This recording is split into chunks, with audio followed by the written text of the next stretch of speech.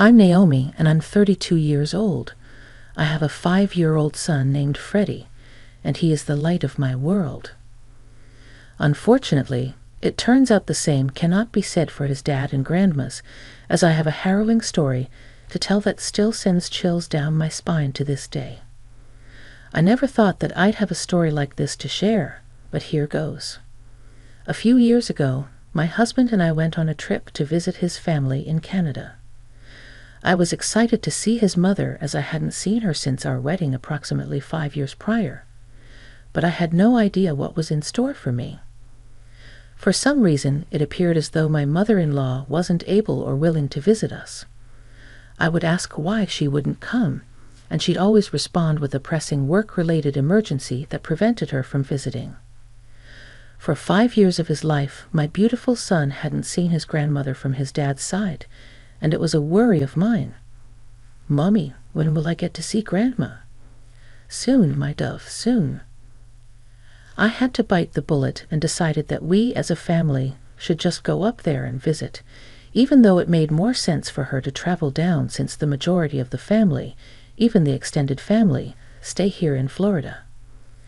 Nonetheless, I really wanted Freddie to know who his grandma was, so we made the trip. Once we arrived, we were greeted by a very grim and stern-looking Becky. Even though that was her character, a no-nonsense type of woman, it was shocking to see that she bore little to no emotion to see her grandson for the first time. "Hello, Grandma, I'm Freddie, and I'm the grandson." "Oh, hello, little one. Hope you had a good flight." That's it? Was she crazy? It's like she would combust at the slightest show of affection and compassion. Freddie, being the innocent and pure ball of light and love he was confused at the rejection. He wasn't used to this type of treatment. Nonetheless, because he is loved and is a positive boy, he still maintained hope that a relationship could be formed. "Hey, Mom." "Hello, son. How are you?" "I'm good, thank you. Let's go home. I'm freezing." "Can't believe I forgot how cold Canada could get. You should move back up here. It's better than Florida." "I don't think we can. We have so much down there, it would just be impossible." "But you can work remotely, right? And honestly, you shouldn't even be working. You should retire and rest." "Becky, why not move down to Florida and be closer to us? And be closer to all the half-naked hooligans and miscreants? No, I'm fine here in my cold and cool weather." Cold and cool were understatements. We were practically freezing. I made sure to bundle up Freddie in as many layers as possible. He'd never really been in contact with this level of coldness in his life, so I was extremely worried. But for whatever reason, his grandma was obsessed with the cold. So much so that on the second day of our stay in Canada, she said this at the breakfast nook. "Let's go for a walk." "A walk in this weather? Wasn't there a forecast for a blizzard later on today?" "What's the blizzard, Daddy?" "It's a cold snowstorm that's windy and very scary." "Oh no." "Right. Very scary. I don't think we can do that, Becky." "Oh, come on. If you keep coddling that baby, he's going to grow up to be a wuss. You have to show him the harsh nature of reality." "He's 5 years old, and it's a blizzard, Becky." "I don't think that argument applies here." "Really? You want to disrespect me in my home?" No, not at all. I didn't mean to disrespect you. I'm sorry if you're offended. I just think that." "Okay, good. So we can go then." "Mom, I don't think it's a good idea. It's to your favorite spot, Jack. Remember behind the rock near the waterfall." "Really? The last time I was there, I was probably 5 years old. You see how momentous it would be to show your son, who is the exact same age as you were all those years ago, one of your favorite spots in Canada. You do have a point.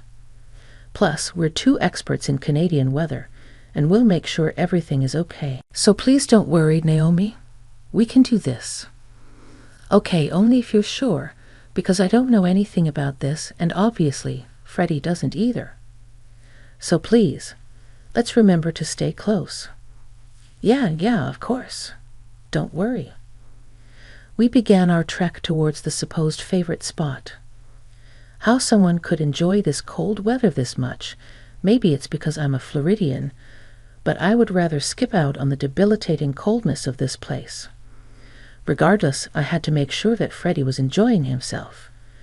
And the only reason why we continued to do this was that every time she saw his face, it was lit up with joy and amazement at what he was witnessing. At some point, though, I began to feel tired, and I could tell that Freddie was tired too. But he didn't want to complain because he wanted to bond as much as possible with his grandma. Along the way, we passed an old-looking cabin with puffs of smoke coming out of it. Look, a cabin. Yes, sweetie, it's a cabin. Guys, is it okay if we stop and rest for a while? Perhaps the people in the cabin would be willing to house us for a while. We are in Canada after all. You Canadians are super nice. That's not funny, and it's actually a bit derogatory to insinuate that all of us are kind. Oh, I'm so sorry. I was making a joke. I didn't realize it was in poor taste. Yeah, well, it seems as though you don't know a lot of things you do are in poor taste. But we continued along the path, getting weary by the minute. I carried Freddie, and his added weight wasn't helping me in my alertness. Off in the distance, I could see Jack and Becky moving with speed. I called out to them, telling them to slow down. Oh, come on, you slowpokes. I'm 65, and I'm better than you too. Hurry up. As I mentioned earlier, we don't do this often. Hurry up, you're going to miss the best part. What? I can't hear you. Please slow down. At this point, Jack and Becky appeared to have disappeared. The snow was getting worse, and it seemed like the aforementioned snowstorm was about to hit us. All around us was just white. Freddie began to cry, and I was getting extremely worried. The cold wind howled through the seemingly empty forest, whipping snow into my eyes and stinging my skin. I held my son tightly against my chest, trying to shield him from the biting cold as we trudged through the knee-deep snow, searching for any signs of help. Hours had passed since Jack and Becky had left us stranded in the middle of nowhere, miles away from the nearest town or shelter. She had taken my husband with her, leaving me and my son to fend for ourselves in the freezing wilderness. I was furious with her and my husband, but more than that, I was terrified for my son's safety. Mommy, it's so cold. I want to go home. I know, my baby. I'm so sorry about all of this. I promise you I'm going to find help for us, okay? Don't you worry one bit. As we stumbled through the snow drifts, I could feel my body growing weaker by the minute. I knew that we couldn't survive out here for much longer, and finding a place of safety was the top priority. But just when I thought that all hope was lost, a faint light appeared in the distance. We stumbled towards it, half blind and half frozen, until we finally reached a small cabin from before, with its puffs of smoke still billowing in the harsh wind, nestled in a clearing. With what little strength I had left, I knocked on the door as hard as I could and then slumped into it. Now, who cooled? Oh, Harold, get some boiling water and some blankets right now. A kindly old couple took us in. They were so gracious as to allow us to remove our frozen clothes, have us bathe in the water they drew for us, and set us by the fire. With a fresh pair of clothes and hot soup and blankets to wrap ourselves in, as we huddled together in the warmth, my anger and frustration began to boil over. How could they? How could they do that? I hope they freeze out there. There are more people out there. We have to go and get them. No, don't bother. It's my good-for-nothing mother-in-law and husband. They left us out there to freeze. You tell a lie. Why do such an awful thing? I knew that Becky was always like this, but Jack? No way he would do that to us. Hang on a second. Becky, that name sounds familiar. If she's a lady with a slim frame, very tight-lipped and serious all the time, does she wear purple glasses and a mole on her upper lip? The very one. How do you know her? She usually tracks throughout these parts, but such an odd thing to do during this time when snowstorms are plentiful. As a matter of fact, I've never seen her around here during this time of the year. How peculiar. Now, sweetheart, please tell us how you know her. I'm her daughter-in-law. We came to visit from Florida because she hadn't seen her grandchild, Freddie, ever since he was born. I really wanted for them to bond and get to know each other, but she seemed disinterested even after we came all this way. Freddie was nestled with me, fast asleep in my arms with a smile on his face. Thank God he made it. Thank God he was safe. How his little body survived all of that still remains a wonder to me to this day. But the more I looked at him, the more frustrated I grew at his useless father and grandmother. How could she not come down to visit? That baby, he's gorgeous. It brings tears to our eyes knowing that this happened. You see, we don't have any children of our own. We couldn't bear any children, so we decided to come out here and live on the mountaintops. It's the life that we've always wanted, but we just can't fill the missing gaps in our hearts. So to hear that someone privileged enough to have such a beautiful grandchild has chosen to be complacent is something that we cannot forgive. I've always had a strange feeling about Becky. I've told you this, Harold. That woman is not all right in the head. I called out to them, telling them to wait for us, but they just kept going ahead. They could hear me, but they were choosing not to listen. Why would they do that? Sometimes we don't know why people do the evil stuff they do. All we can do is do the best that we can do. We spent the rest of the evening conversing, and as much as I was still fuming, an overwhelming sense of relief washed over me because I knew that Freddie and I were safe. Morning came, and it appeared as though the blizzard subsided. I searched various websites to find that weather reports stated that it was now safe to maneuver through the town and city. I exchanged contact information with Georgina and Harold, thanking them for all of the love and care they showed us. There's no need to thank us. We just did the right thing. Anybody with half a heart would have done the same thing. Please let me escort you back to your home. Harold and Georgina accompanied us to the place of residence, and lo and behold, we found Jack and Becky sitting comfortably on the front porch, as if Freddie and I weren't on death's door the day before. I got out of the car and began to lose it. What the hell is wrong with you people? How could you leave us there? It was slowing us down. We wanted to see the frozen waterfall. Are you serious? Freddie could have died last night. Don't you care about that, Jack? To be fair, you could have just stayed home if you really weren't ready to go on this adventure. I swear to God, at that moment, my vision turned red. I was ready to attack, kick, scream, and yell for the whole world to hear just how awful and sick these people were. Not only did they leave us out there, they appeared to have zero remorse for what they did. It was almost as if they were trying to kill us. Before I could launch a whole slew of actions and words that couldn't be taken back, Harold held me back, telling me to compose myself as Freddie was still in the car with Georgina, witnessing all of this go down. It took a moment for me to calm myself, but even though I had calmed down, I was still aggressive and argumentative. You left us there. We could have died, Jack. Don't you care about that? Don't you care that your mother tried to kill us? Don't be dramatic, Naomi. She wasn't trying to do that. Look, the reason why we didn't come back for you is because we knew that you would find help and shelter. I mean, you pointed out that cabin, right? It looks like you got the help you needed, no thanks to you or your mother. I cannot believe what I'm hearing right now. How could you be so cold and callous to your wife? I have half a mind to come over there and knock you out.